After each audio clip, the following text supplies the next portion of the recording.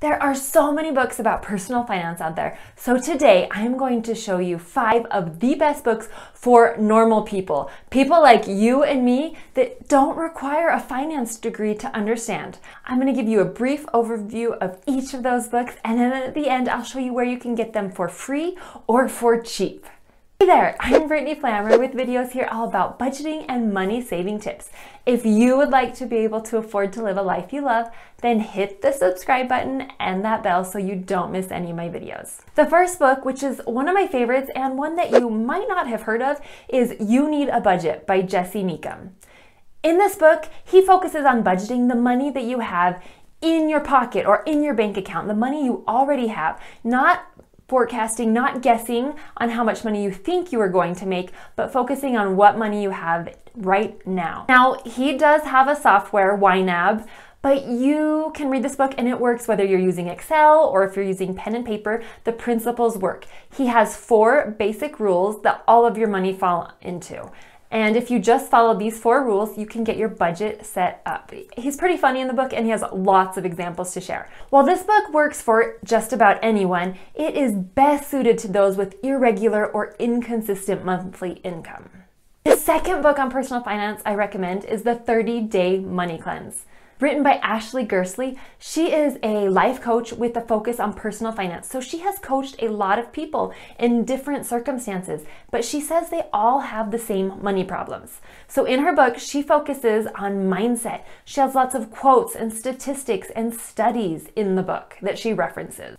She makes the natural comparison of budgeting to dieting, and rather than doing a juice cleanse, she does a 30-day money cleanse. It's a 4-week cleanse, and in the book she describes each week of the cleanse, and you start with the first week doing the bare minimums with your finances, and then each week you add things to it. I actually recommend a hard copy of this book, or if you're listening and doing an Audible book, then take good notes on the steps that you should take. She recommends keeping it simple and starting now. No matter how busy you are, now is the best time to start. This book is great for anyone that just wants a fresh start to restart their budgeting and their finances. The third book on personal finance I recommend is I Will Teach You to Be Rich by Ramit Sethi. He starts off the book by telling you that the things to do to become rich are not sexy. It's not the day trading. It's a lot more boring than that. But he recommends keeping it simple, starting early, and putting everything on autopilot. In his book, he talks about his 6-week program to becoming rich. He goes through everything from credit cards all the way to investing on your own and everything in between.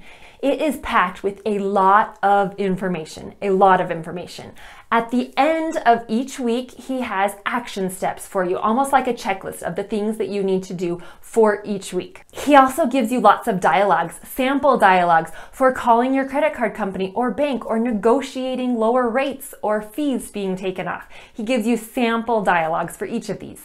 His personality in his book is a little bit more crass than I personally care for, but he's pretty funny and he's spot on about so many things. The book is definitely intended towards a younger audience, people in their 20s, but the principles apply to everyone, even me, even us old people.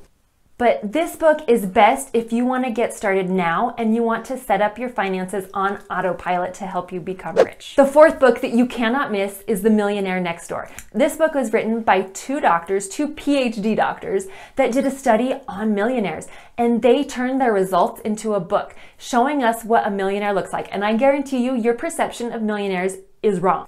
They have lots of studies, lots of statistics. They also give you an image of the typical millionaire based on the people that they interviewed. 80% of millionaires are first-generation millionaires. They didn't come from money.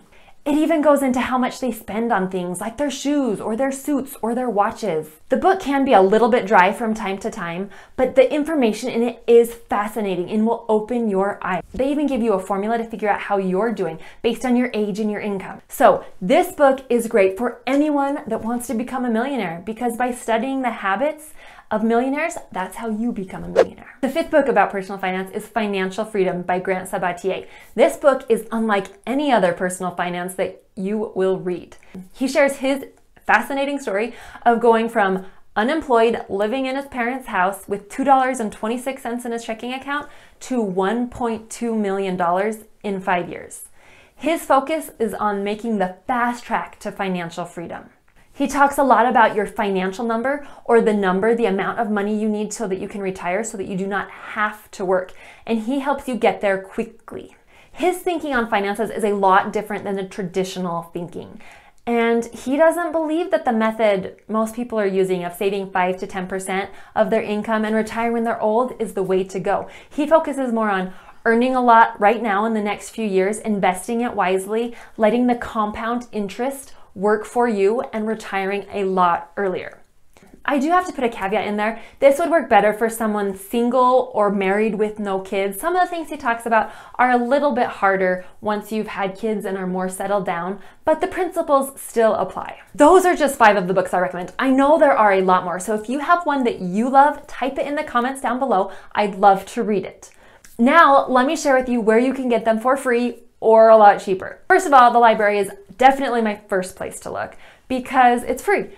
That being said, sometimes I like to own and be able to keep and to reread or re-listen to books. As a busy mom, I like to listen to books a lot. So I love Audible for that fact. I will put a link to it down below. If you do the free Audible trial, you can get audiobooks for free if you're doing that trial. So all 5 of the ones I mentioned come free if you try a trial.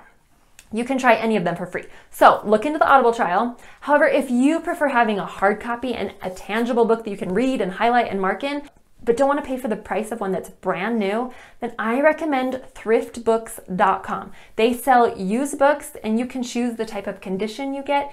And I can often find books on there for a lot cheaper than buying them brand new. And if you spend over $10, shipping's free. So look into that.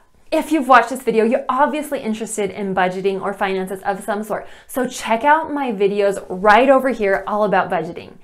Thanks so much. See you in the next video.